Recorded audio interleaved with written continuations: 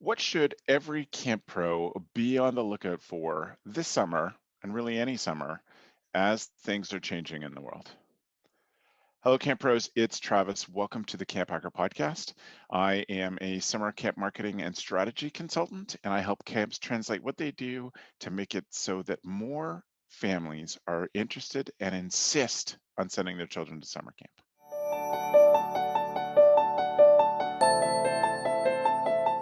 Hi, my name is Chris Hudson. I am the director of Camp Highlight, a one-week sleepaway camp for kids who have LGBTQ parents. Hi. Hey, Chris. And my name is Gabrielle Rail. I'm one of the camp directors of Camp Waro. And Camp Waro is an all-girls camp in the Laurentian Mountains of Quebec, Canada. And we focus on trying to create a positive female community. And we do that while speaking in French and English. And my name's Joe Richards. I'm the executive director at Pierce Williams Summer Camp and Retreat Facility, which is part of the United Church of Canada's camping network of 55 camps across Canada. And we are located in Fingal, Ontario, about halfway between Detroit and Toronto. Excellent. Well, welcome everybody. So grateful to have the three of you here. I want to say publicly thank you to the three of you for hosting when I was unable to make that a couple shows ago. I appreciate you all having my back on that. We are talking today about what I am tentatively calling the eye of the eagle. What we think that Camp Pro should be looking for within their camp community this summer. We are recording this in January 2021. So we're thinking about the 2021 summer, but I think these kind of noticing skills will help us carry, will be good skills for the rest of more than just this summer coming up. And there's lots of different pieces to this. Of course, it's about campers, it's about staff, and I think it's even about families, and maybe even it's about maybe it's even about your camp neighbors, and how things will be different this summer coming up. So to start us off, I wonder, Chris, if you've been thinking about what you're anticipating, definitely with your social work background, I know that you have a head for this kind of thing. What sort of stuff are you anticipating in your camp community this summer? Widespread anxiety. Uh, we laugh, but the one thing that I'm really thinking about and thinking about how to um, head off at the pass is just that anxiety. You know, at our camp, we don't have a lot of homesickness. We don't have a lot of bedwetting. We don't have a lot of running away. For the most part, our kids are pretty stable. And that is because we've spent years building a culture and building an environment in which they feel safe and protected. And if there's one thing that we can say about 2020 is that most people all over the world felt neither safe nor protected. And the bubble that we create won't be free. The bubble that we've created in the past won't be free from that anxiety. The kids will be bringing it with them. Now it's we're recording this now mid-January, and by the time camp rolls around, depending on what, me being in America, depending what the states do, then it's possible that the majority of people might be vaccinated by then. Nevertheless, even if that is the case, let's say that all 50 states get it together, vaccinate everybody by, say, June 1. Even still, I think the kids are going to be coming in with a sizable amount of anxiety. There's going to be a lot of things that we might ask them to do that they just haven't done before. Right. Strike that. That not done before, but done recently. In a long time. Like get in a line, or sit down at a table with people, someone sitting right next to you, or playing volleyball, all of you touching the same ball over and over and over again. There's a lot of things that are going to feel awkward to them. And we're going to ask them, again, I'm talking the best case scenario. If like I said, if most kids and staff can be vaccinated, we're going to be asking them to push themselves. And listen, it'd be different if camps are going to be held in December of next year. But we're still within this cloud of uncertainty that is going to be summer of 2021. So that's the number one thing. I have a couple of things, but that's the number one thing. That's, I think, anxiety. Absolutely. We're going to see a lot of that unchecked. Chris, I wonder if I can just ask you to follow that up. Within kids, how is how does anxiety present itself? I know we don't know how it will present itself, but what are the sort of things that will be signs? People write entire books on this. Hmm. It can, I mean, I always think of it like from weepiness to flipping tables. You Okay. know what I mean? Like Yeah. whenever it's funny, whatever behavior children present, it's like, oh, well, they're anxious or sad. That seems Right. to be like the adults too. We do Yeah. that too, Yeah. right? Like, oh, they're anxious or sad. And so, but if you drill down into that a little bit, I mean, one, how does it present itself? You know, the tip that I could give people, actually, no, you can't even give that tip because the other thing is a lot of us haven't seen our kids. By the time we see them, it'll be 2 years. Yeah. 2 years Yeah. since we've seen our kids. I was gonna say, like, just if their behavior is markedly different than what you remember, Hmm. but God willing, their behavior will be markedly different. They're 2 years Because they're older. older. Yeah. Yeah, and for our 8-year-olds, that's 25% more life lived. That's extreme. So, Yep. I think people are going to see, I think there's going to be a lot of homesickness. I think there's going to be a lot of not eating. Yeah. I think there's going to be bedwetting. And I think there's going to be, I'm not looking forward to this. The thing that makes me most anxious as a camp director, I think kids running away. Hmm. Like, honestly, like running away from group and being out of place and trying to find some isolation. I Right. mean, especially some of our kids who are neuroatypical and Hmm. they haven't been around crowds in a while, and that's Yeah. just the way that they like it. And now they're back in this situation. And, I can spin off a million different examples. But I think now that I'm talking it through, the real challenge I think for us is going to be to answer the question, what is baseline for our Right. campers? We we well, we don't Yep. know them. Hmm. We don't know them this year. Hmm. Yeah. Chris, how do we deal with the anxiety that's the parents are going to have about sending their kids to camp? Right? Like we need to be on the look for anxiety and triggers in kids that we haven't seen for 2 years, even if they're normal campers or normal staff or returning staff members. Yeah. But what we're noticing in registration is our numbers are much lower than they've ever been because with in Ontario, the rate has increased dramatically in the past month and a half, the rate of infection per day. And so I just wonder how will the anxiety of parents present in kids? And nobody can know that, but Let's be real, right? Parents are anxious around sending their kids to camp, period. That's something that we deal with every year, and we already know how to deal with that. We know how to talk to them. Usually we have the answers about everything they're concerned about. We're able to paint a picture and tell them we're going to keep their kids safe. Now, again, best case scenario, we'll be able to paint that same picture around health issues this year. Camp Highlight, we've already started talking to, we're conferencing with our nurse, we're talking to professionals to figure out exactly, and with the campsite, to figure out exactly what we can do so we can have that conversation with parents. We want to be really upfront.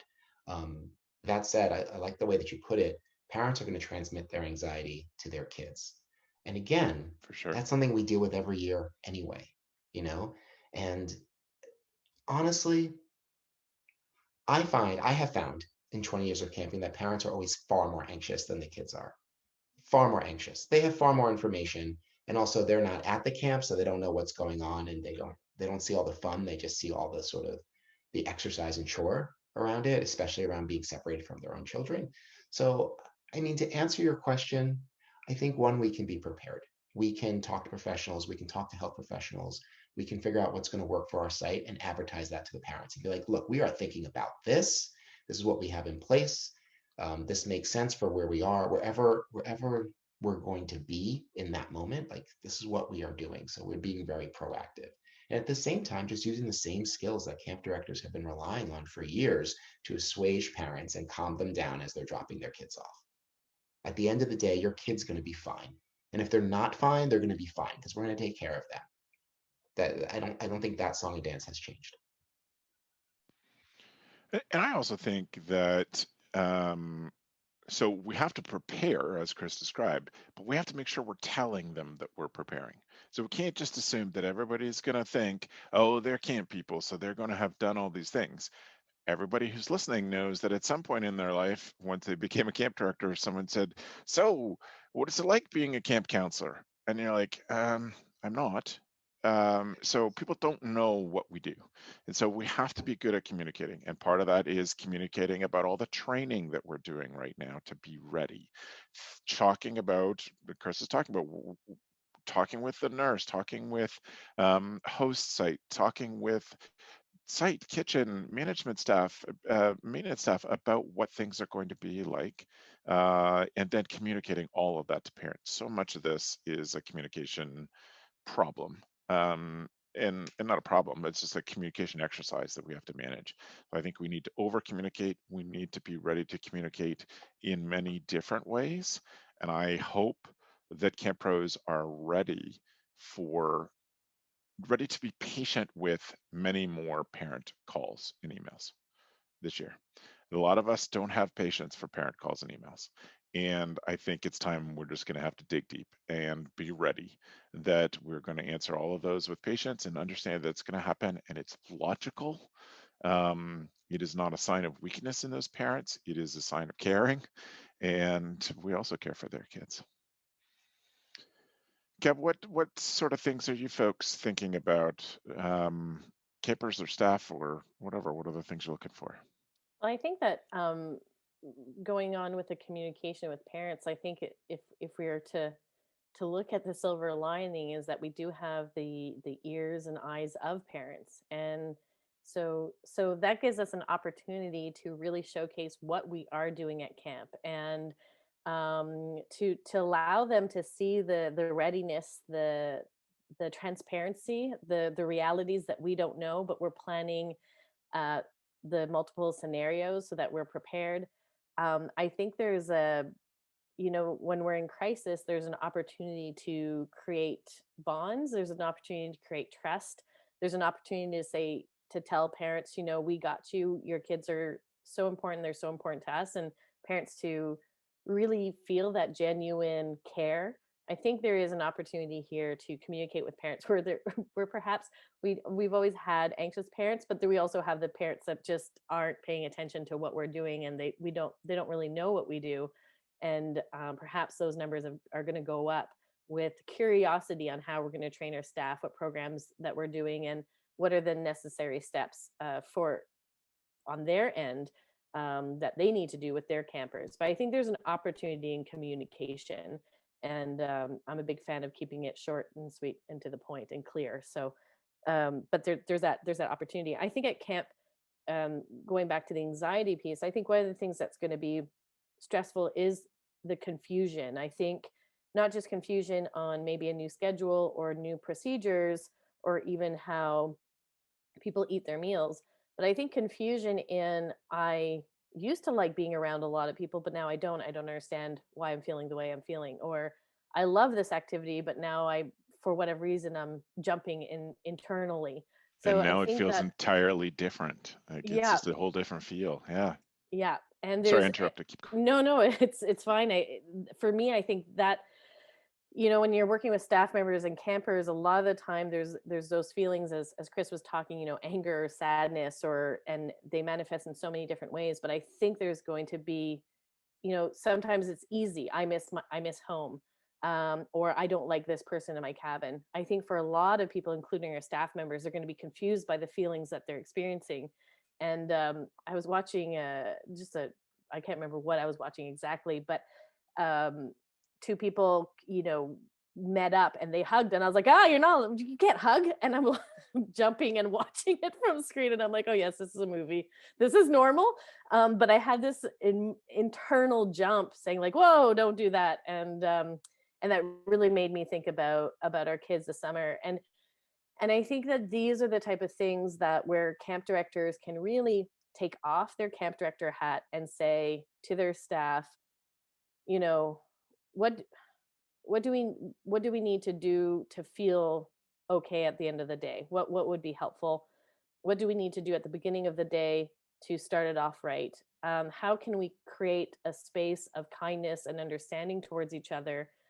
Because for a lot of camps, this was a gap year, so those 17-year-olds that were JCs 2 years ago or might be activity heads now. Right. That blows their mind. You're going to have 17 and 18-year-olds that have never been staff members, so you'll have whole sections that are completely new people. So how do we create that community and culture of sort of understanding that we're all trying together, being vulnerable, but then also being kind when people react or don't know what they're doing, and opening that conversation to your staff members, and you being transparent about you're not exactly sure how, but let's try to figure this out as we go. Let's talk about it first and implement it, and see if this is helpful. Yeah, that's perfect. Joe, what sort of stuff are you thinking about? I think I'm different. I'm thinking differently in the sense of the things I wrote down were things like, figuring out what people have missed the most, Mm-hmm. and the potential to give them those more of those things. I know that lots of people would say that what campers who come back and staff who come back are going to want is to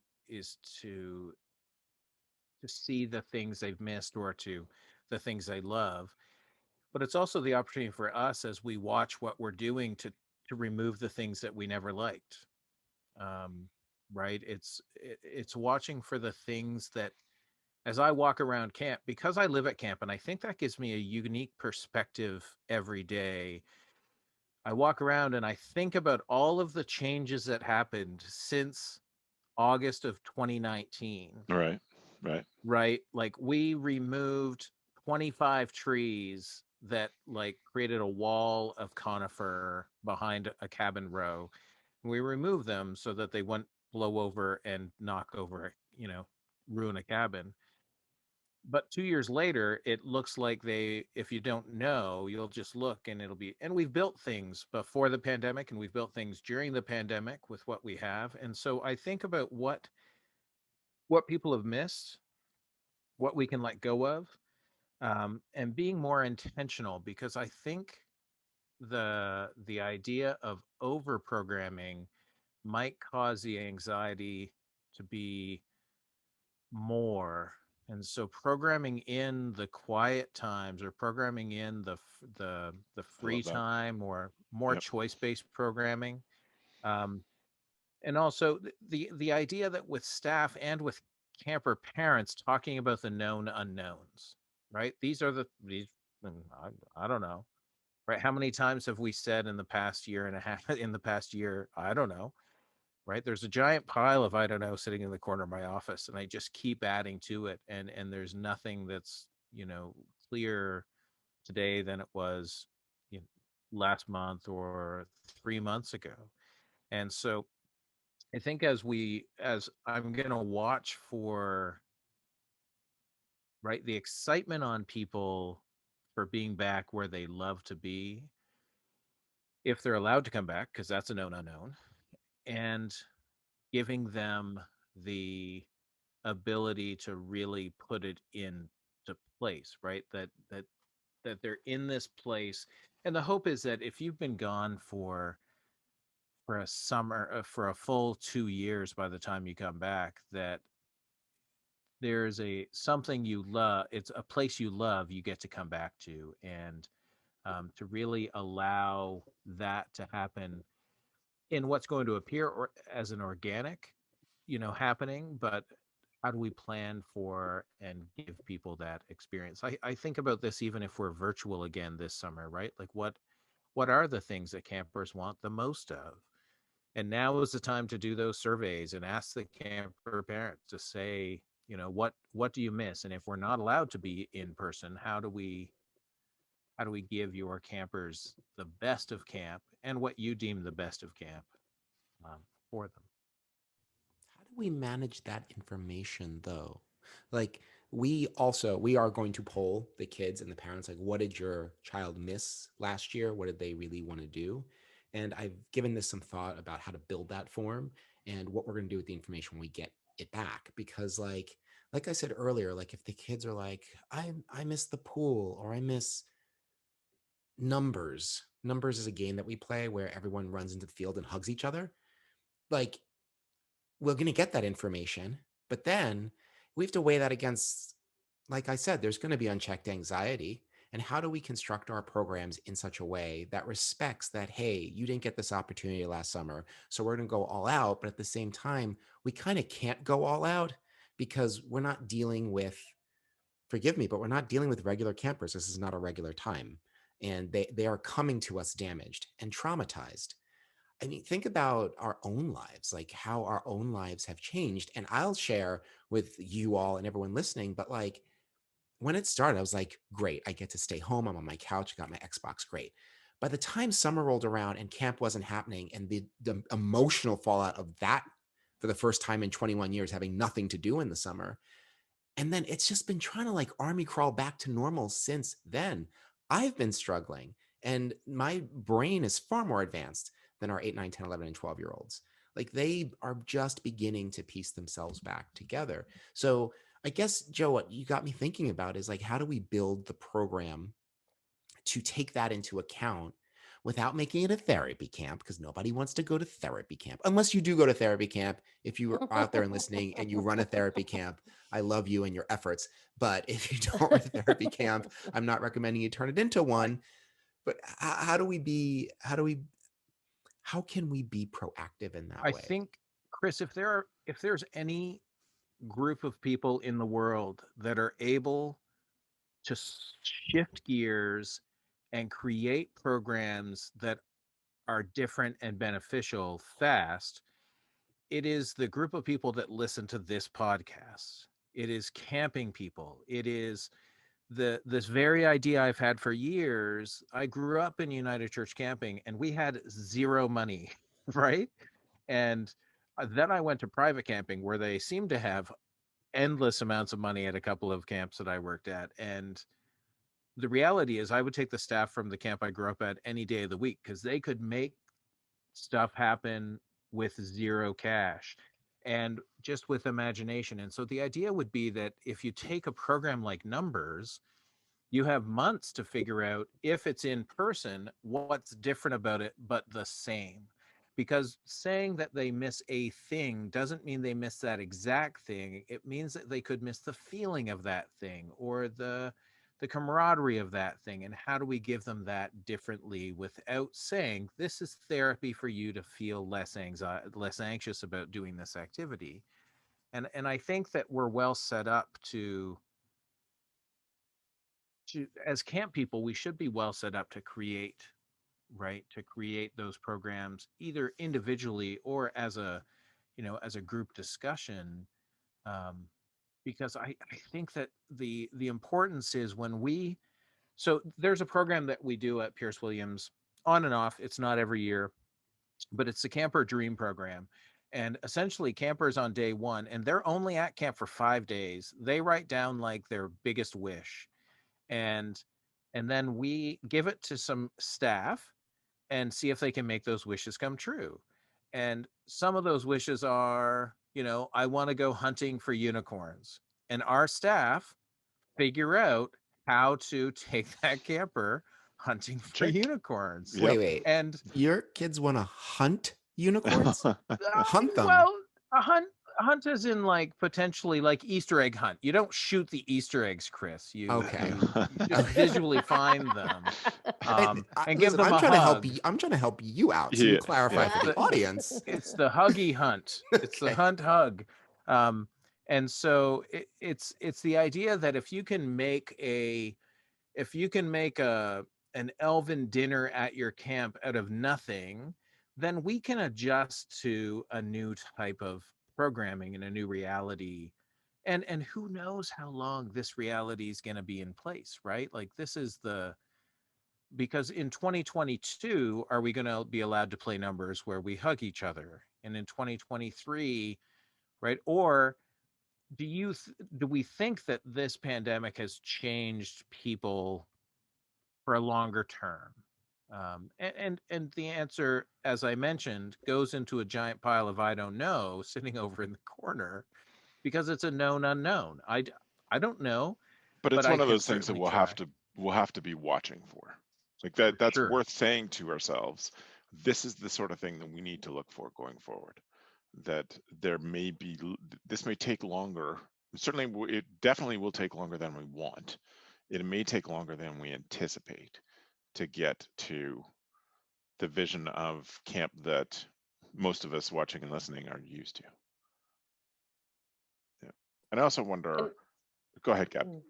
I was just going to say, and not Reading. to undervalue the power of validation, validating feelings, and that's not at all, therapy camp. That's just acknowledging, what we're going through is tough, and and I know there's whole scientific reasoning behind that, but when you are able to express that things suck and somebody else agrees and says, yeah, this does suck, there's some sort of weight that is lifted. And if it's not lifted, then that's what camp people do. We have a little bit of a further conversation. But I think it's setting up your staff members for success from the beginning to say that things aren't going to be the same, and how do we manage campers' expectations, and to lead them in saying, let's not sugarcoat something that can't be sugarcoated. Let's be transparent about it and validate that this isn't exactly the same, but what's the ultimate goal is that we're here together,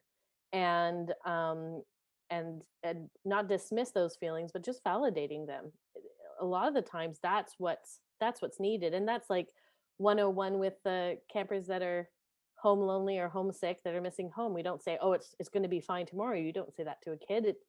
They don't trust you when you say things like that. You say, yeah, it's hard, and even for me, sometimes I do miss home too. It's one of the first things you do.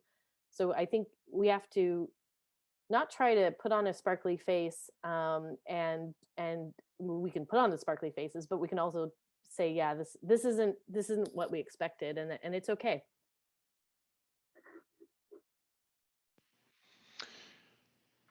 One thing that I'm trying to anticipate or think about or consider stuff that's non-obvious to camp people, like, we're camp people, like, we are going to be watching our children and putting ourselves on the line for our campers.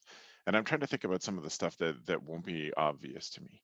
And I wonder about, and this is a big shift in a different direction, but I wonder if I could challenge each of you to think about some of those things that would be outside of the we care about kids in camp, and do that. And to open that up, I wonder about things like, for those who have remote sites. So you are on a lake or out in the woods and stuff, and your neighbors haven't had camp people there for 2 years. Is it going to be hard for neighbors? I know here in Ontario, there has been a big trend to people moving out of the city and moving to their cottages or country houses or whatever they're called in your region. Some Northern Ontario, those cottages are called camps, which is extra confusing. But I wonder if some of those folks are going to be surprised to be reminded that they bought a place beside a summer camp, in what that entails. The good part of that, which is hopefully some nice singing in the evenings or after meals, but also that you sometimes have 100 kids who are 7 years old who have that piercing scream that happens when kids are excited, the one that just gets you right in the eye. There might be some of that stuff. And you don't know if they're having fun or Yeah. they're being killed. Murdered, yeah. Dying, yes. It's camp people have learned to develop that skill. It's the fun one. Okay, good. Yes. I'm still never sure. I always stop, I cock my ear and I listen and I go, well. Oh, it ends in laughter. Could be not dying. Yeah. Could be. You bring up an interesting point. I didn't think about that, Travis. Is like physically. So I don't know, like, again, known unknowns, but I just wonder what those things are that we should be thinking about too. I'm looking at the other side. We're not on a private lake, and it's a beautiful lake. And however, our lake is in between two municipalities, and so the wealthier, richer, bougie municipality lets all the boats in, and then because we're at the end of the lake and there's a sandbar, that's where the pontoons hang out. And so over the years we've been seeing more and more, and we're asking for that municipality to raise their fees and limit the amount of boats and et cetera, et cetera. And this summer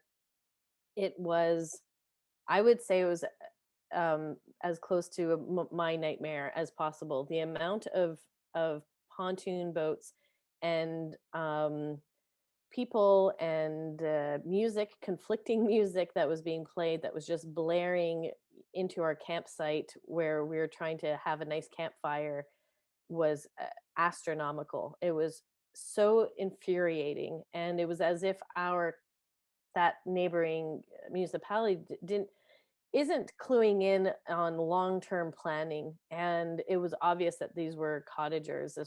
This was and not long-term cottagers. They're sort of like a weekend warrior, and people being absolutely ridiculous. um I ended up uh going down there with my cell phone and filming a bunch of people just to scare them away. It worked for some of them. I also pretended with my walkie-talkie like I had, I guess, immediate contact to the cops. I don't know why it worked, but I just held the walkie-talkie to my face, and they just left, and did what I could. But I'm really concerned about next summer. I'm really concerned that this is a norm that is now acceptable. And we do have great relationships with the neighbors around us. They've been there for years. One of our neighbors messaged us and said that they missed our singing in the evenings, which I thought was so nice. But on the other side, everybody going to the country, and the disrespect that sometimes people have when they do travel, it was very evident this summer. And I actually had nightmares and even a panic attack this summer because of it. I couldn't go down to the waterfront. Yeah. I was thinking about how relationships with vendors, outside vendors, is affected. I was just sitting here thinking about this. Like, we Mm, rely on a network of people who either like taxi service, delivery service, food service and delivery. There's a lot of people that we rely on that I just realized that, it being January, I should really check in with these people to make sure, one, they're still in business, because yeah. it's been hard for everyone. And if they're not, like, coming up with a plan for that, you know, luckily slash unfortunately, Amazon will always be in business, so our supplies will come through. But other than that, I'm thinking that we do rely on a lot of people in the community, um, and I just don't know if they're still there. That's smart. That's really smart. Yeah. Interesting. Mm. It's funny. I did the same thing. We were looking for some welding or some metal products, and I was like, oh, I haven't talked to our welder like in months because we haven't had the need. If when nobody's using the site, you don't tend to break the site, right? So there's, but he got back to me, and what I custom shelves in less than a week, custom shelf brackets in less than a week. Yes, so he's still around. But I think those are both important points. Our local community actually did like a fundraiser for us, and I think that there's that part of it. But I do wonder when I see airlines canceling flights to specific places. Yeah. That's a huge challenge because it represents, right, as people pull back, as businesses pull back, um, their their ability to do things, then yeah, who are we? We're a small facility that didn't use them for so long. So it's yeah. Hmm. I think there's so many things that we simply don't know, right? Once you start thinking about how this has affected everybody, because right, by us not ordering, right, how's your food supplier? How is Right. Yep. how is your hardware store? How is your, I think about our locksmith. I think about the septic guy, right? Who's still in Hmm. business? Who's not still in business? And what's the turnaround time on things if you need to get right, we have a fridge that's broken right now, a big industrial fridge, and I'm just not paying to fix it at this moment in time because I don't need to spend that money right now. But how much time do I need to give them if I want to fix it before people come, right? So Is anyone here worried about transportation? Speaking about outside vendors, Yep. I realize that we usually ferry kids from like metropolitan areas like New Mm. York City. We Mhm. like subsidize like a van, like limousine service, bring the kids in. Sometimes it's an actual limousine, which was all the Yeah. rage that year. Yeah. Yeah.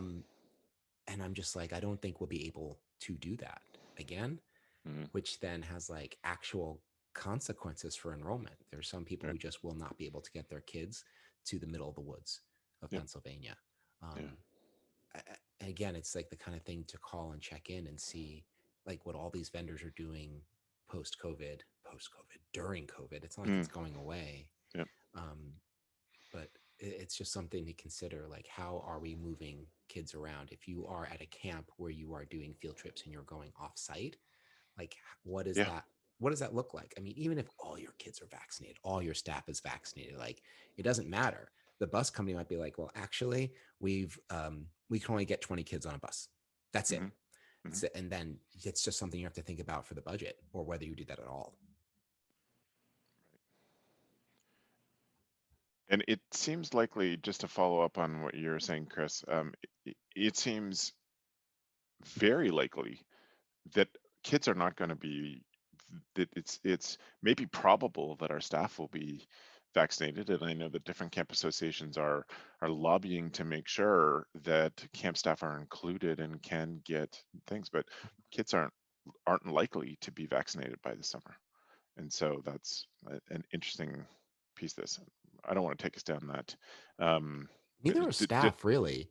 Like yeah, you think about who our staff are. yeah, young and I able, and mean, again, it depends which country you live in, and mhm, then like what state or province you live in. I don't know about the provinces of Canada, but the states, it's all different fiefdoms over here. They're doing different things. yeah, So same. like as far as New York, where I live, is concerned, it's quite possible that the general population won't begin to see vaccinations until June, July, which it means like a lot of our staff who are young people without a lot of health problems are going to be at the end of that list. So they might arrive unvaccinated, which also is one more thing to look at staffing. They may not arrive at all because they are unvaccinated. Hmm. Hmm. What else were you thinking, Gab?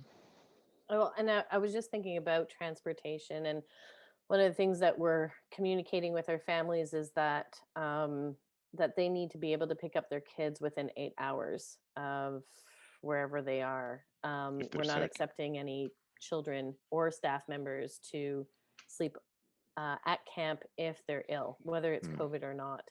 And that's what that's done is pretty much create a phone conversation with almost every single parent, and it absolutely has created a conversation with every single staff member. So there are certain staff members that just don't have what we're calling an exit plan, and families have to give detailed examples of how they will be able to do that. Simply because we know that that's going to be probably our task force is saying, no matter what's happening with vaccinations this summer, to be safe, you cannot house anybody that's ill at camp. They need to go home. So this is, obviously messing with our numbers, and it's messing with our registration.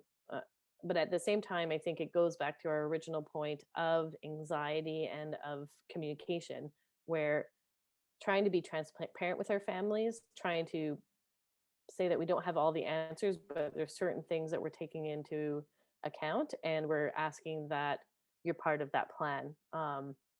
And I think it's about saying we're a community together, and we have to do this together, or else it's not going to work. Yeah, that's really, really good to be thinking about. I hadn't thought Mm-hmm. about that at all.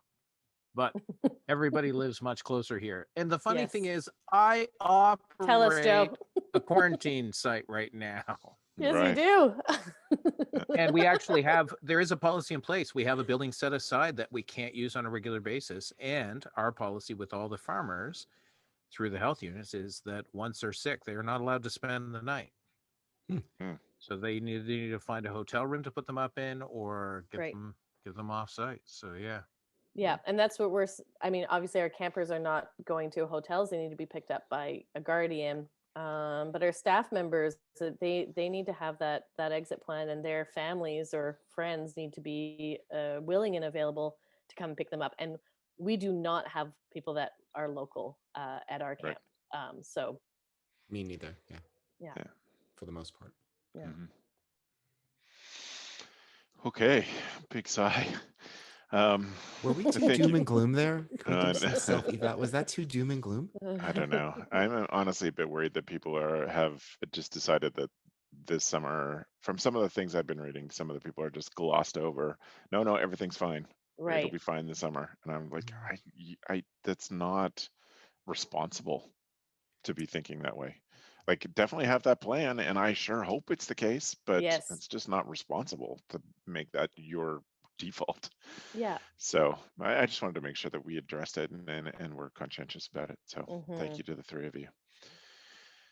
If you learn something from folks, I'll give you a chance at the end of the show to reach out to them if you have some questions. If you got something from this discussion or previous CampHacker discussions, I would encourage you to use the ratings feature on your podcast app to let us know um, which particular shows. Leave us an honest review on iTunes or any of the other places that you can leave podcast reviews, because we want this to get out to as many camp pros as we can. We therefore are moving on to our tool of the week. If you were drawn in by our clever topic, and this is the first time you're listening to the CampHacker show, we ask each panelist to come with one tool that makes them a better camp director. And that is our tool of the week section. So, Joe, what is your tool of the week this week? My tool of the week this week is a book called The Big Book of Maker Skills, and it is by Chris Hackett and the editors of Popular Science. I took it to my lake house over the holidays and read it. I've owned it for a number of years. I bought it on sale in a bargain bin at a bookstore. But for somebody who's just getting started with no knowledge of wrenches or circuits or electricity or how to build or cut something, they have a welding section, they have an LED section. It is just a fascinating way to think about the world, and gives you some really basic things um, that are really relevant for everything that happens at camp, be it a physical camp, an overnight camp, or be it a day camp. There are things in this book for everybody. It is, I have a price on it of $10. uh, I don't know what it actually costs right now, but it's brilliant, and I would encourage other people to keep sort of resources like that in your library. Yep. And if you want to find these things, as usual, you go to camphacker.tv/podcast and you can find the show notes there with a link. This is episode 140. And so if you want to find it, stuff like this book or everybody else's tools, then go to camphacker.tv/podcast. Chris. So, class, I was unprepared. So I There would have been no reason you couldn't No have got no way. away one with would You have would that. have known. But known. you know, if there's one thing we do on this Who's podcast, gonna know? we Who's tell gonna the know? truth. Who's gonna know? Nobody's gonna know. The truth is, I was unprepared. So I'm going to recommend one of my favorite books, which is off camp topic, but I highly recommend this. It will change the way you think of anything. The book is called Amusing Ourselves to Death by Neil Postman. And Postman, he was an educator and a writer here in New York. And what he was positing was that, hey, you know, the news looks more and more like entertainment as time goes on. How is it that, you know, you think about Charles Dickens in his time was as famous as the Kardashians are now, but he was a writer, and I'm not even sure what they do. He goes on to say, just like we have dumbed down and streamlined so many extremely important aspects of our lives. Presidential debates in America used to take all day, and citizens used to go home, take a nap, and eat, come back, and listen to more debates. Nowadays, like you have 30 seconds to respond to someone's 1 minute screed. The whole point is that by reading this book, which is 20, 25, 30 years old, you get an idea, you can see how we ended up in the situation that we are in today. It's been something that the world has been moving towards for a very long time. It's a super quick read. It's very easy. He's a really engaging writer. And yeah, please read it and then write me and tell me what you thought about it, because it is my favorite book and I can talk about it all day long. Cool. So that's it. Amusing ourselves to death. Brilliant. I think it's a great choice. Gab, why don't you go next and I'll go last? Well, Chris, for somebody that did not prepare, huzzah, well done. For me, I have two mics and they're smartphone mics. I'll start for my Android friends. There's the Shure mic for Android that you can put on your smartphone and just enhance the sound quality and recording quality of your voice. And there's also the Rode Video Micro for Apple phones. And the reason why I'm bringing this forward is that, as we mentioned at the beginning of our podcast today, communication is going to be really important for families. And just talking head videos, holding up your cell phone, a mic is going to make all the difference. And these are two suggested mics that plug right into your phone. But of course, you can get a lavalier mic that clips onto your shirt. There's a whole bunch of mics that are out there, and whichever one fits for you, I think, is what's most important. But a lot of the times when we do videos, we overlook the importance of sound, and sound really makes a difference from people feeling like it's professional, and also clicking. People would rather listen to something that's clear and nice than something that visually doesn't look great. So invest in a microphone if you're going to be doing some videos, and videos don't have to be super polished. They can just be these 30-second, 1-minute videos, but adding a little mic will give you confidence and also will be nicer for your listeners.